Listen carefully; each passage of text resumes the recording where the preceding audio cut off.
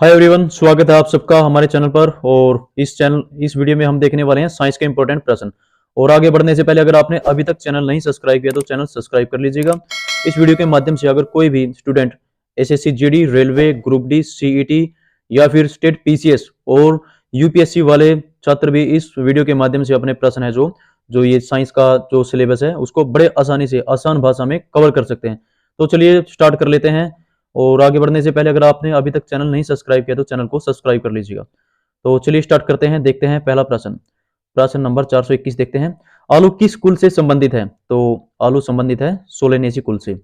और देखिए सोलेनेसी कुल से और कौन कौन संबंधित है? बैंगन है, मिर्च है, मकोया, धतूरा, टमाटर इत्यादि। ये प्रश्न एक और बना दिया जाता है एग्जामिनर की, बताइए सोलेनेसी कुल से कौन सा संबंधित नहीं है। जैसे कि दे दिया जाएगा आलू, दे दिया जाएगा मिर्च, दे दिया जाएगा टमाटर, और एक और ऐसा विकल्प डाल दिया जाएगा जो नहीं इससे संबंधित नहीं है, तो ध्यान देना है। और ये दक्षिण अमेरिका का पेरू है, ये इसका जो उद्गम स्थान है आलू का। और गेहूं, धान तथा मक्के के बाद सबसे ज्यादा उगाई जाने वाली फसल है ये आलू, और उत्तर प्रदेश में सर्वाधिक उगाई जाती है और जमीन के नीचे पैदा किया जाता है, जैसे कि आपको पता है। और आलू के उत्पादन में चीन, रूस के बाद भारत तीसरे स्थान पे है।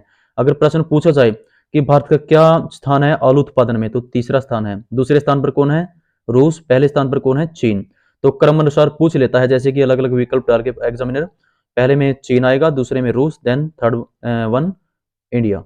अगला देखते हैं, जब हम बकरी का मांस खाते हैं तब हम उपभोक्ता हैं, यानी कौन से नंबर के उपभोक्ता हैं होंगे हम? जब हम बकरी का मांस जो मांसाहारी लोग खाते हैं तो वो द्वितीयक उपभोक्ता कहलाते हैं। अगला प्रश्न देखते हैं, निम्नलिखित में से किसे जिग्नोस्पर्म के तहत वर्गीकृत किया गया है? तो जिग्नोस्पर्म के तहत वर्गीकृत किया गया है पाइनस को। देखिए अनावृति बीजी या विविध बीज है जो ये जिग्नोस्पर्म यानी नंगन बीज होते हैं। जैसे कि जब किसी पेड़ पे फल लगते हैं ना, तो जो बीज होते हैं नंगन अवस्था में होते हैं, तो उनको अनावृत बीजी या विविध बीजी बीज बोलते हैं। और जो देखिए जो ऐसे बीज होते हैं जिन पे जैसे कि ये रहे ऐसे ऐसे फूल आते हैं, यानी कि देखिए पूरा पढ़ के एक बार बताता हूँ एक्सप्लेनेशन। ऐसे पौधे वृक्षों को कहा जाता है जिनके बीज फूलों में पनपने और फलों में बंद होने की वजह छोटी टहनियों या शंकाओं में खुली नंगन अवस्था में होते हैं। कौन होते हैं? ये अनावृत बीजी। और यह दशा आवृत बीजी वनस्पति से विपरीत होती है जिन पर फूल आते हैं, यानी जो आवृत बीजी फूल होते हैं पौधे जैसे कि ये इनके ऊपर फूल आते हैं। और जिनके बीज अक्सर फलों के अंदर सुरक्षित होकर पनपते हैं, यानी फलों के अंदर सुरक्षित होकर पनपते हैं। अनावृत बीजी वृक्षों का सबसे बड़ा उदाहरण कोणधारी हैं, जिनकी श्रेणी में चीड़, तालसी पत्र, परस्पल, सनोबर और देवदार शामिल है। एक प्रश्न ऐसे भी बना दिया जाता है कि बताइए अनावृत बीजी वृक्षों का की श्रेणी के में कौन सा निम्नलिखित पौधे नहीं आते हैं? जैसे कि चीड़ दे दिया जाएगा, देवदार दे दिया जाएगा, सनोबर दे दिया जाएगा, एक ऐसा विकल्प डाल दिया जाएगा, पौधे का ऐसा नाम दे दिया जाएगा जो इस श्रेणी में नहीं आते। तो ध्यान देना है और रट लेना है बिल्कुल। अगला देखते हैं, मनुष्य की आंत में रहने वाला एक कोशीय आरोग्यजनक परजीवी प्रोटोजुआ है, कौन सा है? तो सही उत्तर हो जाएगा ई कोलाई, ऑप्शन सी। देखिए ई कोलाई संक्रमण के कारण डायरिया, उल्टी, मल में खून आना, पेट में ऐंठन जैसी समस्या तथा बुखार भी हो सकता है। और देखिए किस कारण से होता है ये? संक्रमित पानी जैसे तालाबों या नालों में तैरना या खेलना। जब तालाबों में खेलते हैं बच्चे तो वो संक्रमित हो जाते हैं इस रोग से, ई कोलाई। क्योंकि पानी गंदा होता है अक्सर तालाबों का, जो गांव के जो तालाब होते हैं, लेकिन अब कुछ स्वच्छ होने शुरू हो गए हैं जो जैसे कि जहां भी हो। और जैसे कि संक्रमित पदार्थों का सेवन करना, जैसे कच्ची पत्तेदार सब्जियां हो गई, और अधपका मांस या कच्चे दूध से बने पदार्थ हो गए। और संक्रमित पशुओं को छूना या अनजाने में उनके मल के संपर्क में आना तो भी हो जाता है। संक्रमित व्यक्ति के संपर्क में आने से भी हो जाता है। तो ये कारण है इसका जो ई कोलाई रोग है। ध्यान दीजिएगा, वीडियो को पॉज करके देख लीजिएगा। अगर मेरी स्पीड ज़्यादा लग रही है बोलने की तो 0.5 वीडियो को कर लीजिएगा इसकी जो स्पीड है, और वॉइस को म्यूट करके भी देख सकते हैं। अगला प्रश्न है, विटामिन शब्द किसने प्रतिपादित किया? तो ये प्रतिपादित किया फंक ने, ऑप्शन है। काश्मीर फंक ने 1912 में विटामिन की खोज की थी। विटामिन या जीवन सत्व भोजन के अव्यय हैं जिनकी सभी जीवों को अल्प मात्रा में आवश्यकता होती है। रासायनिक रूप से कार्बनिक यौगिक होते हैं, उस यौगिक को विटामिन कहा जाता है। और जो शरीर द्वारा पर्याप्त मात्रा में स्वयं उत्पन्न नहीं किया जा सकता बल्कि भोजन के रूप में लेना आवश्यक है, ये विटामिन है। उस यौगिक को विटामिन कहा जाता है जो शरीर के द्वारा स्वयं ही उत्पन्न किया जाता है। अगला प्रश्न देखते हैं। देखिए विटामिन देख लेते हैं और उनकी कमी से होने वाले रोग देखते हैं। विटामिन ए की कमी से होता है रतौंधी और मोतियाबिंद जैसे कि संक्रमण का खतरा, त्वचा शुष्क व सल्की और जीरोपथेलियमिया, ये रोग होते हैं विटामिन ए की कमी के कारण। विटामिन बी की कमी के कारण कौन से रोग होते हैं? बेरी बेरी नामक रोग, B1 सॉरी। और B2 के कमी से आंखों का लाल होना, त्वचा का फटना। B3 की कमी से त्वचा पर दाद होना। और B5 की कमी से मंदबुद्धि होना, बाल सफेद होना। B6 की कमी से एनीमिया, त्वचा रोग होता है। B7 की कमी से बालों का गिरना, लकवा, शरीर में दर्द। और B11 की कमी से पेचिश रोग, एनीमिया। और विटामिन सी, शकरवी, ये रोग होता है। विटामिन डी से रिकेट्स यानी हड्डियों का टेढ़ा मेढ़ा हो जाना, सही विकसित नहीं होना। विटामिन ई, जनन शक्ति का कम होना। विटामिन के, रक्त का थक्का न जमना। ये क्या होता है रक्त का थक्का? जब जैसे कि चोट लग जाती है तो घाव हो जाता है, जैसे कि चोट जैसे कि तुरंत ही जो कोई चोट लगती है तब खून निकलता है ना, तो उससे क्या होता है कि खून जब जल्दी से जम जाता है यानी और बहना नहीं शुरू शुरू होता, किस वजह से होता है? यानी पर्याप्त मात्रा में विटामिन के होता है। और अगर इसकी कमी होती है तो चोट लगने पर तो वो खून आसानी से नहीं बहना बंद होता है। और विटामिन 12 से एनीमिया और पांडु रोग ये होते हैं। अगला प्रश्न देखते हैं। निमोनिया रोग मानव शरीर के किस अंग को ग्रसित करता है? तो ये ग्रसित करता है निमोनिया फेफड़े को। और देखिए इसका नाम, ये नाम दिए गए हैं इसके, ये भी नाम है निमोनिया के। और फेफड़े में सूजन वाली परिस्थिति है, जैसे कि सूजन आ जाती है फेफड़ों में। और आम लक्षणों में, इसके आम लक्षणों में जैसे कि सीने का दर्द हो जाता है, खांसी हो जाती है, बुखार और सांस लेने में कठिनाई हो जाती है जब निमोनिया रोग होता है। और देखिए एक आंकड़ा है जैसे कि लगभग 45 करोड़ लोग इससे प्रभावित होते हैं सालाना विश्व में, और 7% है विश्व का। और लगभग 4 लाख लोगों की मृत्यु हो जाती है इस रोग से, कौन सा? निमोनिया से। और 19वीं शताब्दी में विलियम ओसलर द्वारा निमोनिया को क्या कहा गया था? मौत बांटने वाला पुरुष का मुखिया। लेकिन 20वीं सदी में अब इसका उपचार लगभग होना शुरू हो गया और इसमें सुधार हुआ है। देखिए आगे, निम्नलिखित में से कौन सा रोग संक्रामक है? तो संक्रामक रोग कौन सा है इसमें बताइए? तो ये है संक्रामक रोग, इसमें डिप्थीरिया, ऑप्शन डी। देखिए डिप्थीरिया क्या है? नाक और गले का एक गंभीर संक्रमण है जो टीके के द्वारा आसानी से रोका जा सकता है। अब टीके उपलब्ध हो गए हैं डिप्थीरिया के। और क्या होता है डिप्थीरिया? एक मोटी मटमैले रंग की परत गले में छा जाती है। क्या है? एक मोटी मटमैले रंग की परत है जो गले में छा जाती है और सांस लेना मुश्किल बना देती है। और इसके लक्षण क्या हैं? कैसे पता कर सकते हैं कि डिप्थीरिया होने की संभावना है? बुखार आना शुरू हो जाता है, गले में खराश होती है, लसिका ग्रंथि में सूजन आ जाती है, कमजोरी शामिल है। और इसके उपचार हैं एंटीबायोटिक्स और एक एंटीऑक्सिन शामिल है, यानी अभी पीने का एक सिरप है और एंटीबायोटिक इसमें शामिल, इसके उपचार हो जाते हैं। और डिप्थीरिया को विष को समाप्त कर देता है, जो डिप्थीरिया के विष को समाप्त कर देता है ये जो मेडिसिन है। और टीका भी उपलब्ध है इसका। ये फैलते कैसे फैलता है देखते हैं। छींकते या खांसते समय हवा के साथ निकलने वाली छोटी छोटी बूंदों से, यानी जब हम छींकते हैं और खांसते हैं ना, तो हवा के साथ हमारे मुंह से लार की कुछ छोटी छोटी बूंदें निकल जाती हैं, उससे डिप्थीरिया फैलता है। और जैसे कि चूमन करना या झूठा पीना से भी डिप्थीरिया फैलता है, ध्यान दीजिएगा। क्या है ये? आगे देखिए, मीन माता रोग का क्या कारण है? तो मीन माता रोग का कारण है ऑप्शन डी, पारा। यानी मीन माता रोग का कारण पारा है। और देखिए क्या है मीन माता? चिकन पॉक्स बोलते हैं इंग्लिश में। ये देखिए का त्वचा पर जैसे कि ये फुंसी फोड़े निकलने शुरू हो जाते हैं, फुंसिया, जैसे कि ये देखिए कैसे, ये मीन माता रोग है जी। देखिए अंग्रेजी में चिकन पॉक्स बोलते हैं, छोटी माता भी बोलते हैं इसे। और ये वेरिसेला जोस्टर वायरस से फैलने वाली एक संक्रामक बीमारी है। किस वायरस से फैलती है? वेरिसेला जोस्टर से। प्रश्न ये पूछ लिया जाता है कि मीन माता रोग किस वायरस से फैलता है? तो वेरिसेला जोस्टर नामक संक्रामक से। यह बहुत ही संक्रामक होती है। यह संक्रमित पदार्थों को सांस के साथ अंदर ले जाने से फैलती है। और छोटी माता यानी चिकन पॉक्स के संक्रमण से पूरे शरीर में फुंसियों जैसी चकतियां विकसित हो जाती हैं। जैसे कि देखिए ये फुंसियां वगैरह विकसित हो जाती है जब ये रोग होता है, जो दिखने में खसरे की बीमारी की तरह लगती है और अक्सर शरीर को खुजलाने को दिल करता है जब ये रोग हो जाता है।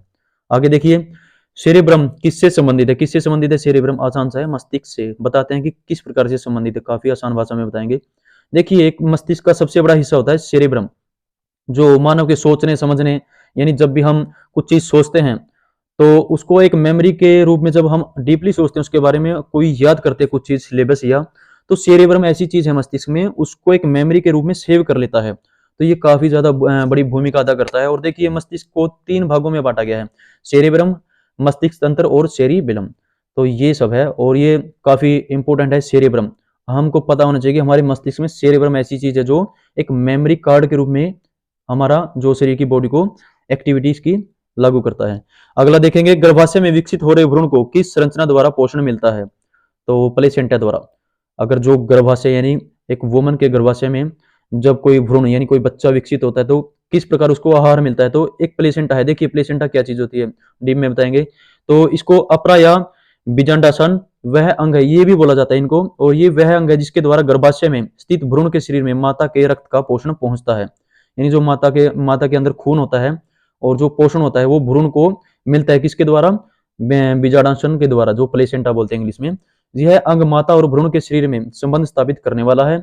यदि यद्यपि माता का रक्त भ्रूण के शरीर में कहीं पर नहीं जाने पाता और दोनों के रक्त पूर्णतः पृथक रहते हैं और दोनों की रक्त वाहिनियों के बीच एक पतली दीवार या झिल्ली रहती है, उस दीवार के द्वारा माता के रक्त के पोषक अवयव छनकर भ्रूण की रक्त वाहिकाओं में पहुंचते हैं। तो ये वोम जो गर्भ है, ये देखिए छोटा सा भ्रूण, तो इसको जैसे कि एक दीवार होती है इनके बीच में, जैसे कि इनका दोनों का रक्त, माता का रक्त और इस भ्रूण का रक्त आमने सामने नहीं टकराता, यानी एक झिल्ली होती है ये दीवार, ये देखिए एक झिल्ली होती है, तो डायरेक्ट नहीं पहुंचता है।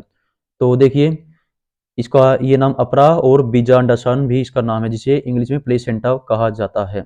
अगला देखिए, तपेदिक यानी टीबी उत्पन्न करने वाला जीवाणु कौन सा है। तो किस जीवाणु द्वारा टीबी उत्पन्न होती है, तो ये है माइकोबैक्टीरियम। माइकोबैक्टीरियम के द्वारा टीबी उत्पन्न होती है। देख लेते हैं एक बार डीप में।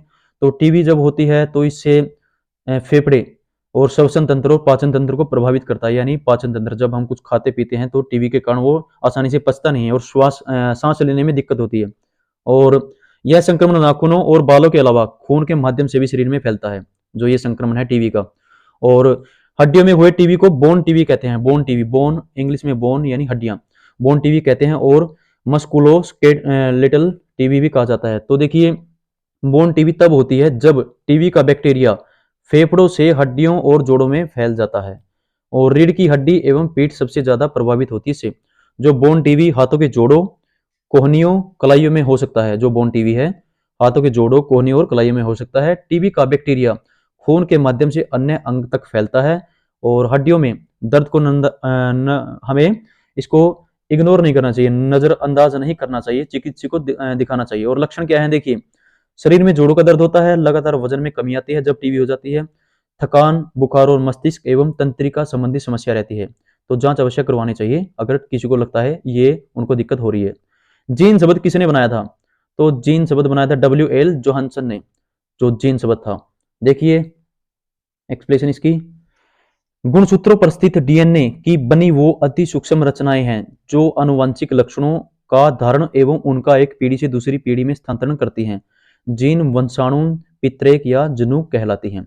तो एक प्रश्न ऐसे भी बन सकता है, देखिए जैसे कि गुणसूत्रों पर स्थित डीएनए की बनी वो अति सूक्ष्म रचनाएं जो आनुवंशिक लक्षणों का धारण एवं उनका एक पीढ़ी से दूसरी पीढ़ी में स्थानांतरण करती हैं, वो क्या कहलाती हैं। तो विकल्प में इनमें से एक दे दिया जाएगा कोई भी। तो ये जैसे कि जीन भी दे दिया जाएगा, वंशाणु भी, पितरेक भी या जनुक भी, या फिर इनमें 3 डाल के ये पूछ लिया जाएगा कि कौन सा नहीं है, एक अलग से डाल दिया जाएगा। ध्यान दीजिएगा काफी। तो टाइफाइड पैदा किया जाता है, किसके द्वारा टाइफाइड पैदा किया जाता है, ये पैदा किया जाता है साल्मोनेला टाइफी द्वारा। देखिए टाइफाइड सबसे अधिक मुंह के जरिए खाने पीने की ऐसी प्रदूषित वस्तु से फैलता है जिसमें साल्मोनेला टाइफी नामक जीवाणु मौजूद हो। यदि टाइफाइड का रोगी बाथरूम का उपयोग करने के बाद, अर्थात पानी से हाथ के द्वारा मल साफ करने के बाद, अपने हाथों को कीटाणुनाशक साबुन से नहीं धोता और उन्हीं हाथों से खाने पीने की व अन्य वस्तुओं को स्पर्श करता है, और यदि इस स्थिति में कोई दूसरा स्वस्थ व्यक्ति उन्हीं वस्तुओं को छूकर साबुन से हाथ धोए बगैर कोई खाद्य पदार्थ ग्रहण करता है, तो वह भी टाइफाइड के बैक्टीरिया से संक्रमित हो सकता है। और साल्मोनेला टाइफी केवल मानव मात्र में ही पाया जाता है। अगला देखिए, एक वयस्क मानव शरीर में हड्डियां होती कितनी, 206, और वहीं शिशुओं में 270 से 300 तक हड्डियां पाई जाती है। कौन सी रक्त वाहिकाएं साफ रक्त को फेफड़े से हृदय में ले जाती हैं, तो यह है फुफ्फुस शिरा। देखिए उन शिरा को कहते हैं ये फुफ्फुस शिरा, जो फुफ्फुस क्या होते हैं, फेफड़ों से संबंधित यानी फेफड़े होते हैं, से ऑक्सीकृत रक्त लेकर हृदय तक पहुंचाती है। ऑक्सीकृत यानी ऑक्सीजन युक्त रक्त। अगला देख लेते हैं, डॉल्फिन वर्गीकृत किए जाते हैं किस उसमें श्रेणी में वर्गीकृत किए जाते हैं, ये स्तनी श्रेणी में। तो डॉल्फिन स्तनी होते हैं, स्तनी प्राणी। देखिए ये डॉल्फिन है।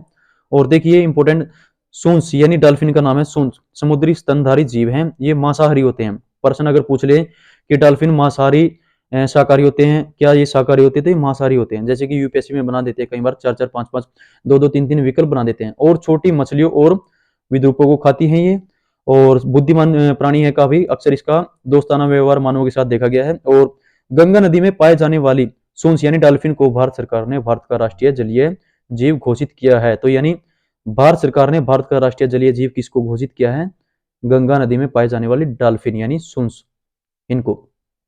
अगला प्रश्न देखते हैं, पेंगुइन चिड़िया कहाँ पाई जाती है? तो ये अंटार्कटिका में पाई जाती है। ये चिड़िया है पेंगुइन, अंटार्कटिका में। देखिए यूपीएससी लेवल का कैसे प्रश्न बनता है, और जैसे कि वनडे एग्जाम के लिए भी एसएससी में पूछ लिए जाते हैं। देखिए पेंगुइन जलीय समूह के उड़ने में असमर्थ पक्षी है। यूपीएससी में कैसे बना देगा, 3-4 विकल्प ऐसे दे देगा कि पेंगुइन जलीय समूह के उड़ने में समर्थ पक्षी है, इसको समर्थ बना देगा, लेकिन ये उड़ नहीं सकता, जो केवल दक्षिणी गोलार्ध विशेष रूप से अंटार्कटिका में पाए जाते हैं। तो एक इसमें दक्षिण गोलार्ध की जगह उत्तरी गोलार्ध में दे देगा। पानी में जीवन के लिए अत्यधिक अनुकूलित पेंगुइन विपरीत रंगों काले और सफेद रंग के बालों वाला पक्षी है। ये ध्यान रखना है, काले रंग का होता है और सफेद रंग का। अगर एग्जामिनर विचलित करने के लिए लाल, हरे, सफेद का कुछ भी प्रयोग करे तो काले और सफेद रंग का ही है। और पानी के नीचे तैराकी करते हुए अधिकांश पेंगुइन पकड़ी गई छोटी मछलियों, स्क्विड और अन्य जीव जंतु को भोजन बनाते हैं। वे अपना लगभग आधा जीवन महासागरों में और आधा धरती पर बिताते हैं। अगर ये दे दिया जाए कि वो पूरा का पूरा जीवन महासागरों में बिताते हैं तो गलत हो जाएगा, ध्यान रखना है। अगला प्रश्न देख लेते हैं, हिस्टोलॉजी किससे संबंधित है? तो हिस्टोलॉजी उत्तक से संबंधित है। देखिए उत्तक विज्ञान या ओतिकी, इंग्लिश में हिस्टोलॉजी बोलते हैं। अंग्रेजी का हिस्टोलॉजी शब्द यूनानी भाषा के शब्द हिस्टोस तथा लाजिया से मिलकर बना है। अगर पूछ ले कि हिस्टोलॉजी किस शब्द से, किस भाषा के शब्द समूह से बना है, तो यूनानी। और किससे बना है? हिस्टोस तथा लाजिया से मिलकर। और जिनका अर्थ होता है कि हिस्टोलॉजी का क्या अर्थ है, तो उत्तकों का अध्ययन यानी टिश्यू का अध्ययन हिस्टोलॉजी कहलाता है। और देखिए उत्तक शब्द फ्रांसीसी भाषा के शब्द टिश्यू से निकला है। अगर पूछ ले कि उत्तक शब्द फ्रांसीसी भाषा के शब्द कौन सा शब्द है जिससे निकला है, तो टिश्यू से निकला हुआ है ये। और इसका प्रयोग सर्वप्रथम उत्तक शब्द का प्रयोग सर्वप्रथम किसने किया? जेवियर बिसेट ने। और अगर पूछ ले किस सन में किया? 1801 में। और आजकल केवल 4 प्रकार के मुख्य उत्तकों को मान्यता प्राप्त है, जिनके नाम है इपिथीलियमी, संयोजक, पेशीय और तंत्रिकाय उत्तक ये। और अगर ये पूछ ले एग्जामिनर कि बताइए वो 4 उत्तक कौन से मान्यता प्राप्त उत्तक हैं, और उन नीचे विकल्पों में बताइए कि 4 मान्यता प्राप्त उत्तकों में से कौन सही सुमेलित नहीं है। तो देखिए इपिथीलियम दे दिया जाएगा, संयोजक दे दिया जाएगा, या पेशीय दे दिया जाएगा। 3 तो ये दे दिए जाएंगे 4 में से, और एक ऐसा विकल्प डाल दिया जाएगा जो इनसे मिलता जुलता नहीं है, तो वो गलत हो जाएगा। इनकी पहचान कर लीजिए। जो 4 प्रकार के मान्यता प्राप्त उत्तक हैं, इपिथीलियमी, संयोजक, पेशीय और तंत्रिकाय उत्तक। अगला देखते हैं, गाय का दूध पीले सफेद रंग का होता है, जिसका कारण उसमें निम्नलिखित में से किसकी उपस्थिति यानी क्या मौजूद होता है? तो गाय का रंग पीला या सफेद रंग का होता है, तो ये मौजूद होता है केसिन और केरोटीन की वजह से ये मौजूद होता है। आयोडीन की कमी के कारण क्या होता है? तो आयोडीन की कमी के कारण घेंगा रोग होता है। देखिए एक पेशेंट है आयोडीन की कमी के, ये देखिए घेंगा रोग, यहाँ पर गर्दन में ग्रंथियां सूज जाती हैं, जो ग्रंथियां होती है गर्दन की, घेंगा रोग से। देखिए एक्सप्लेनेशन देखते हैं, घेंगा एक रोग है जिसमें गला फूल जाता है। यह शरीर में आयोडीन की कमी के कारण होता है। आयोडीन की कमी के कारण थायराइड ग्रंथि में सूजन आ जाती है। यह रोग उन क्षेत्रों के लोगों को होता है, यानी उन इलाकों के लोगों को होता है जहां पर पानी में आयोडीन नहीं होता। आयोडीन की कमी की पूर्ति के लिए प्राय आयोडीन युक्त नमक का उपयोग करने की सलाह दी जाती है। तो ये थे प्रश्न, आप इनका अभ्यास कर लीजिएगा। और वीडियो अगर पसंद आती है तो इसको लाइक कीजिएगा और अपने फ्रेंड्स के साथ इसको शेयर कीजिएगा। धन्यवाद।